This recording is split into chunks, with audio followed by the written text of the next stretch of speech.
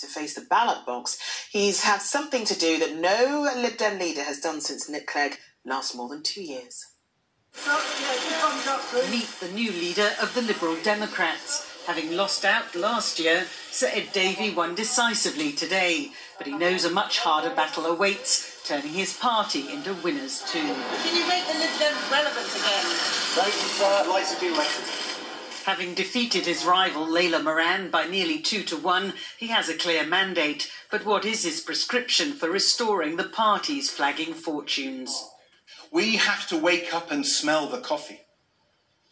Nationally, our party has lost touch with too many voters. We have to face the facts of 3 disappointing general election results.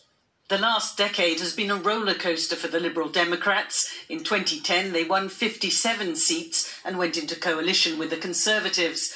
But in 2015, partly some argue as a result of that, they were punished at the ballot box, reduced to just 8 MPs. 2 years later, they got 12 seats, but fell back again to 11 in 2019. Only months before the election, his predecessor had dramatically talked up her chances. Today I am standing here as your candidate for Prime Minister.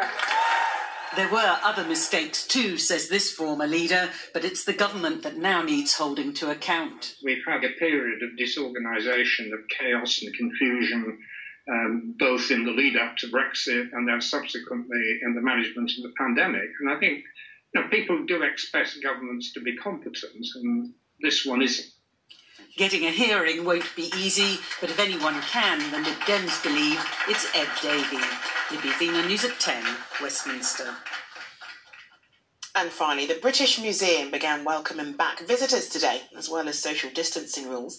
Another change guests might notice is the relocation of a bust of Sir Hans Sloane, whose collection helped found the museum. Removed from its pedestal, it now sits in a cabinet display explaining his links to slavery. Not to hide him away, the museum says. It puts his story, good and bad, in the limelight. Doors open once again. Visitors invited to take a closer look at the complex life of Sir Hans Sloane. They now learn that the man whose collections were part of the original exhibits at the British Museum used money from the slave trade to fund his explorations. This tells us where he got his money. The enslavement of those Africans enabled